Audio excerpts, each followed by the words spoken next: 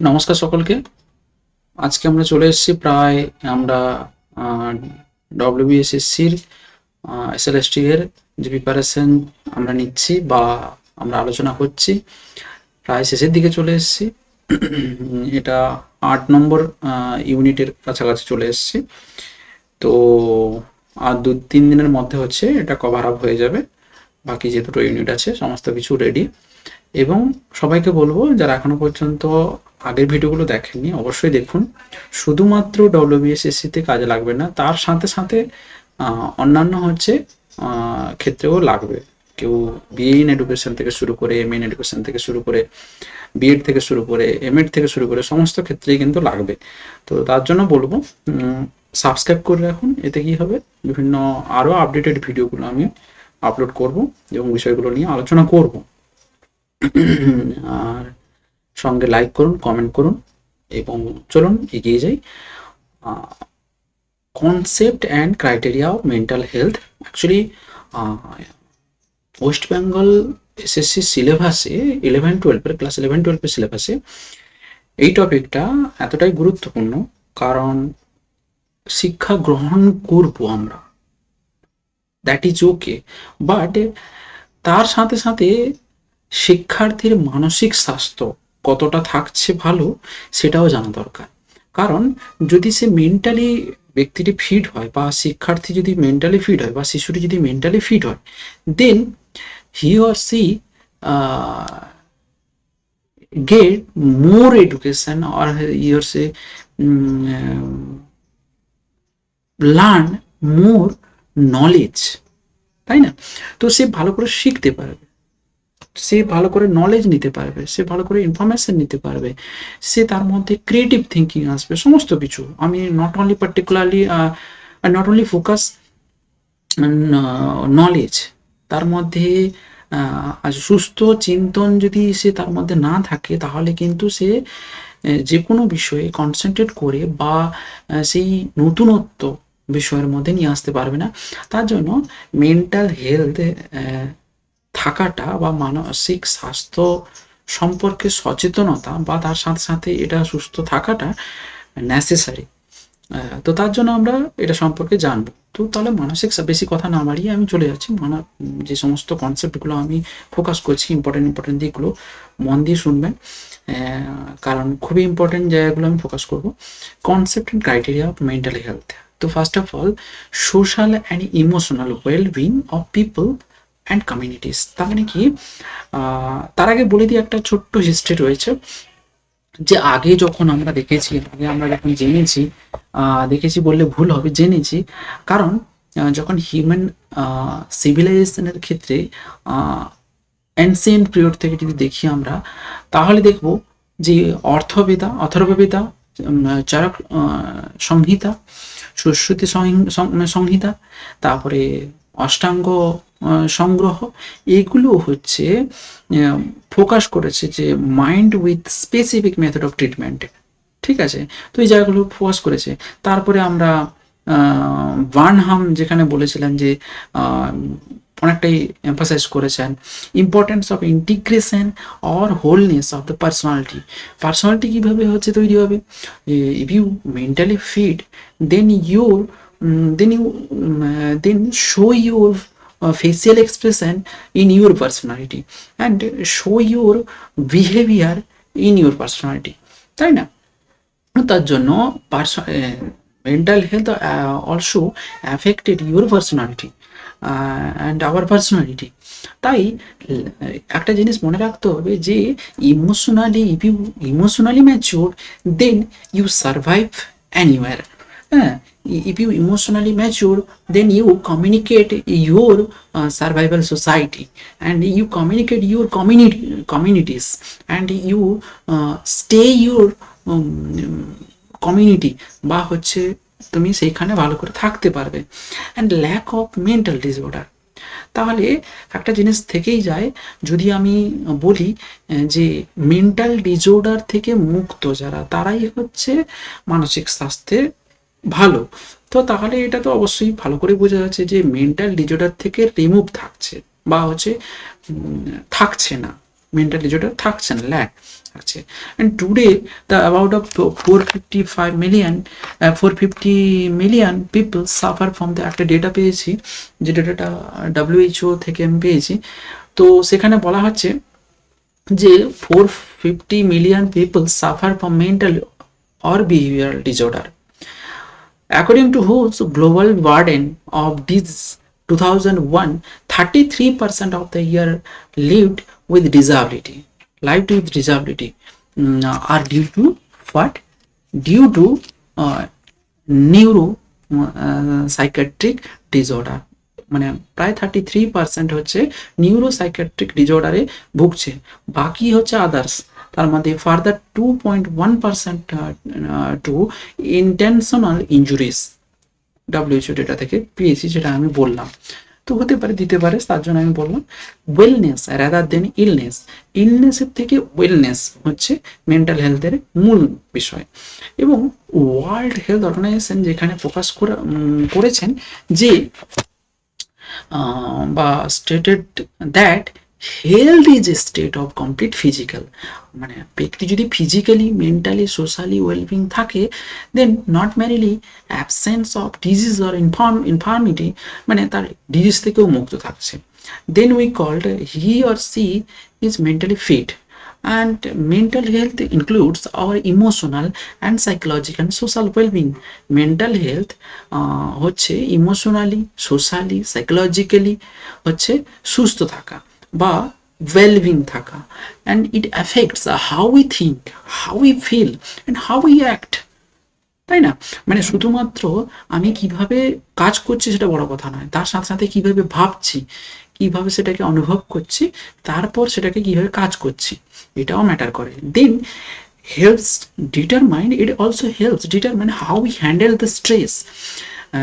If you control your stress, then you mentally fit, and if you are not, then you mentally disbalance. So it can also relate to others and make choices, হয় না যে কখনো কখনো চয়েসের ক্ষেত্রেও problem দেখা যায়, বা হচ্ছে আমি ঠিকঠাক ডিসিশন নিতে পারি না, বা এরকম যে কন্ডিশনগুলো, ধরে না একটা ডিসিশন নিতে পারছি না, বা আমি অন্যের সঙ্গে ঠিকভাবে মিশতে পারছি না, এই জিনিসগুলো প্রবলেম দেখা যায়, তাহলে সেই ব্যক্তিটি মেন্টালি কিন্তু ঠিক নেই বা মেন্টালি ডিসব্যালেন্স রয়েছে। It not just absence of mental illness, এটা শুধুমাত্র যে শরীরের কোনো রোগ নেই তার মানে এটাকে মেন্টালি ফিট বলবো, এটা বলা উচিত নয়। কারণ শরীরে রোগ নেই তার মানে সে মেন্টালি ফিট, এটা বললে ভুল হবে। মেন্টালি ফিট মানে অল ওভার সে সাইকোলজিক্যালি, ফিজিওলজিক্যালি এবং সমস্ত দিক দিয়ে সোশ্যালি সে ফিট আছে, then we called he or she is mentally fit. According to হু বলছেন যে mentally health includes subjective wellbeing, perceive the self efficacy, autonomy, competence, inter rational and self-actualization of one's intellectual and emotional potential among others. Then American Psychiatric Association APA 1980 বলছেন যে simultaneous success at working, loving and creating with the capacity of mature and flexible resolution of conflicts, মানে কি হয়, যারা mentally fit না তারা যে কোনো সিচুয়েশনকে, যে কোনো পরিস্থিতিকে খুব দ্রুত তাদেরকে মানে করতে, ব্যালেন্স করতে পারে, এবং তারা সেই জায়গাটাকে বিভিন্ন পরিস্থিতির ক্ষেত্রে সাকসেস নিয়ে আসে, এবং তাদের একটা ক্যাপাসিটি রয়েছে, তাদের মধ্যে একটা ফ্লেক্সিবিলিটি রয়েছে, এবং বিভিন্ন ধরনের কনফ্লিক্ট খুব তাড়াতাড়ি দূরে সরিয়ে দিতে পারে। কনসিয়াসনেস, তারা সচেতন থাকে কিসের প্রতি, ইম্পর্টেন্স আদার পিপল অ্যান্ড রিয়েলিটির প্রতি যে সচেতন থাকে। অ্যাকর্ডিং টু রবিনসন 1983 বলছেন যে এ ডাইনামিক স্টেট, বাট যে mental health is a dynamic state in which the thought, feeling and behaviour that is a age appropriate and congruent with the local and cultural norms is demonstrate. একটা জিনিস থাকে না, আমরা ওই একটা জিনিসে congruency এই ব্যাপারগুলো জেনেছি সাইকোলজিতে, যে রিয়েল সেলফ, আইডিয়াল সেলফ, এগুলো জেনেছি। তো এই যে জিনিসগুলো বলছি যে আমি আমার হচ্ছে এতে মধ্যে লোকাল এবং কালচারাল যে নর্মস রয়েছে সেগুলোর মধ্যে আমি ব্যালেন্স রাখছি। আমার চিন্তা ভাবনা, আমার আচরণ, আমার অনুভূতি এগুলোর মধ্যে ব্যালেন্স রাখছি। এটা নয় যে আমি এক দেখাচ্ছি, শো অফ করছি, কিন্তু ভেতরে কিন্তু আমি যেমন ভালো নেই। তো এই কথাটা বললে ভুল হবে, মানে মানে সেটাকে ব্যালেন্স রাখার চেষ্টা করছি, তাই না? Then criteria for the mental health, own philosophy of life. যে ব্যক্তি হচ্ছে মেন্টালি ফিট থাকবে তার নিজস্ব একটা ফিলোসফি থাকবে, a proper sense of self evaluation, নিজে ইভ্যালুয়েট করতে পারে বিষয়কে, এবং positive attitude towards the self and others, এবং একটা পজিটিভনেস, তার মধ্যে পজিটিভ ভাইব কাজ করবে।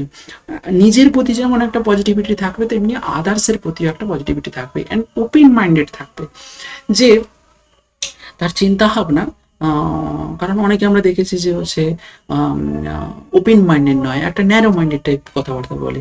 দেন if you think, if any person you any person, whatever you talking any other person, then you feel freely, is not it? When you talk someone, they talking to something, some talking are like a irritative, তাই না? তো সেটা যেন open minded হয়, যে ব্যক্তির সাথে কথা বলছি না ওপেন মাইন্ডেড ভাবে কথা বলে, then you can then you can express freely whatever you want to express.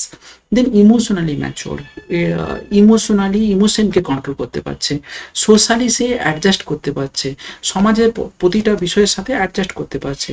Then intellectually sound, মানে শব্দর বন্ধ এমনভাবে ব্যবহার করছে, খুবই তার মানে প্র্যাকটিস হয়ে গেছে। এটা হয় না এমন সময়, আমাদের অনেক সময় হয় যে আমরা যখন কথা বলি, হ্যাঁ ভেবেচিন্তে কথা বলি, কিন্তু এটা অটোমেটিক হয়ে গেছে, ইন্টেলেকচুয়ালি চিন্তা ভাবনা করে সেটাকে সঙ্গে সঙ্গে উত্তর চলে যাচ্ছে। এটা অনেকের হয়তো দেরি হতে পারে, but when you interact so many peoples or in your society, then it will be habituate, তাই না?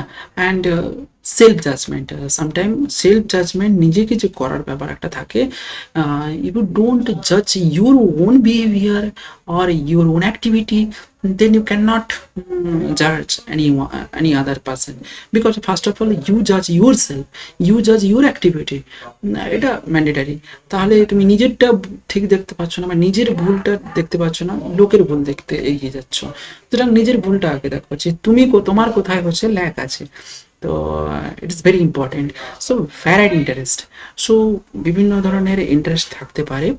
So you control your interest, মানে অনেক ধরনের আশা আছে, অনেক ধরনের চাহিদা রয়েছে, but you have control, you have the follow the social norms, so sense of responsibility.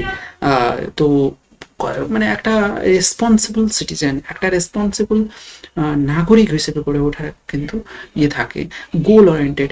If you think, if you do not set up your life goal, then you cannot achieve your goal, you cannot achieve your any work or any activity, and you just follow whatever you work anywhere, then you follow well organized setup, and a mentally healthy person possesses 5 behavior patterns. So will I list up here? So first of all is a sense of responsibility. So the first, you must have the responsible for what? Responsible citizen, responsible self lands, নিজের প্রতি আত্মবিশ্বাস, নিজের প্রতি একটা এ না থাকলে কিন্তু হয় না।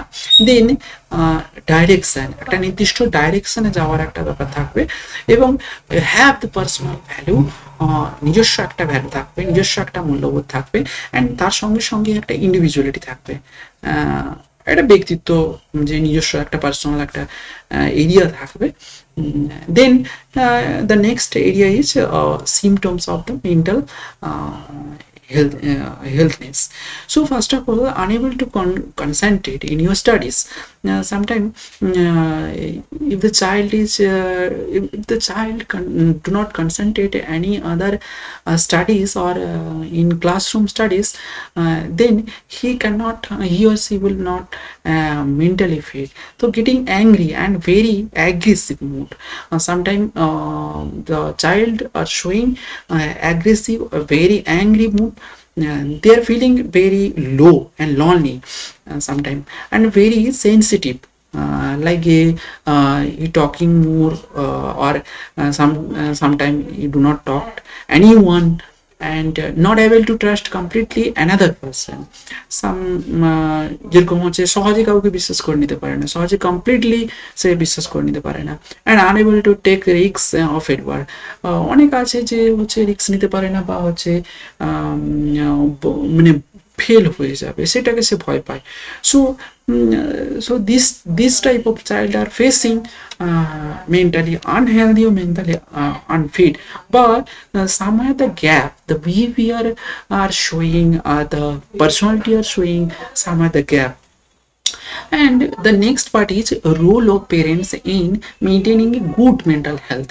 So first of all is provide affection and love. As a parents, you must focus your child to provide your properly affection and love. ভালোবাসা দিতে হবে, ঠিক কেয়ার করতে হবে। প্রোভাইড দ্য কন্ডিউসিভ এনভায়রনমেন্ট, মানে এমন একটা পরিবেশ তৈরি করে তুলতে হবে যেখানে সে সুস্থভাবে বড় হয়ে উঠতে পারে, যেখানে সে সুস্থভাবে নিজেকে সার্ভাইভ করতে পারে। And don't criticise each and every time. Some parents are saw they criticize every time in their parents, because এটা করো না, ওটা করো না, এরকম করে থাকেন, অ্যান্ড এটা করেছো, এটা ঠিক হয়নি। And they do not reject, over protect. Some parents are over protected their child, তো বেশি প্রোটেক্ট করে রাখতে চান বা হচ্ছে বেশি আগলে রাখতে চান। Leave them, they learn their own way, they work their own way, they because they are they construct their own setting, they construct their own creative work, তাই না? তো don't quarrel your child, behind your child, তো in front of your child ঝগড়া করাটা ঠিক নয়, কারণ this type of situation also affected in your child. And do not overthink anxious and about the future of the child. তাহলে তার ভবিষ্যৎ নিয়ে অনেকে এমন হয়ে থাকেন যে আমার ছেলেকে এটাই বানাবো, তো তার পেছনেই লেগে যান। তো these are not the way to set up your child future. So you just leave them, you just leave whatever are interest in your child, then he or she can go, and just you just a guide, you just a guide, provide guidance of why the necessary, যেখানে যেখানে necessary হবে, you just provide your guidance as per their needs. And you just build up and self confidence in the child. You just grow self confidence in your child. তার self কনফিডেন্সটা break হয়ে গেলে তখন সে সমাজে যে কোনো জায়গায় সে সার্ভাইভ করতে পারবে না, সে চলতে পারবে না। So you just remind that. And role of school maintaining the good mental health. So first of all, we know the school is a second home to the child. That's why we need to play great role. So we must focus the child in your school environment. School environment is good, school environment ভালো হওয়া দরকার, school environment সেরকম তো set up করা দরকার, যাতে সে আসে দি freely coming, and সেখানে they are playing freely, they are talking freely, হ্যাঁ তাই না? সেজন্য হচ্ছে ফ্রিলি এক্সপ্রেস করতে পারে। একটা ভয়া ভয়াবহ পরিবেশ সৃষ্টি করাটা ঠিক নয়। ডেমোক্রেটিক এনভায়রনমেন্ট, গণতান্ত্রিক চিন্তা ভাবনা তার মধ্যে গড়ে তুলতে হবে। সেখানে উই ফিলিং নিয়ে আসতে হবে, আমরা সবাই একসঙ্গে মিলেমিশে চলতে হবে। বিভিন্ন ধরনের গ্রুপ অ্যাক্টিভিটি করাতে হবে। গুড কারিকুলার অ্যাক্টিভিটিস, এমন কারিকুলার অ্যাক্টিভিটিসগুলো করাতে হবে যাতে তারা দে আর মোর engaging, they R more create something, some work. And good curricular activities তো বললাম, teachers role are like a brain philosopher and guide who know about it. And freedom of expression, they freely express their thoughts, their belief system, everything they are freely express. And provision for the sex or moral education, you just provide the moral education. And in school maximum হচ্ছে develop in moral education, ঘরেও হয় but হচ্ছে তার সাথে সাথে হচ্ছে গিয়ে বিদ্যালয়েও সেটা যেন ডেভেলপ হয়। Guidance also provided.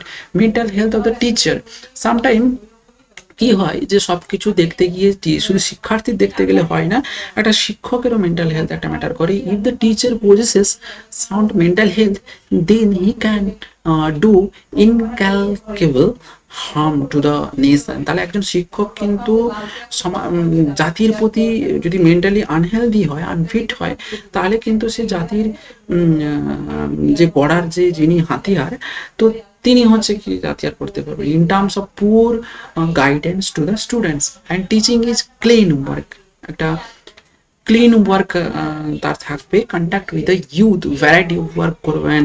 Opportunity to meet the professional workers, বিভিন্ন ধরনের প্রফেশনাল ওয়ার্কগুলোতে তিনি সুবিধা পাবেন। পার্সোনাল স্যাটিসফ্যাকশন আসবে।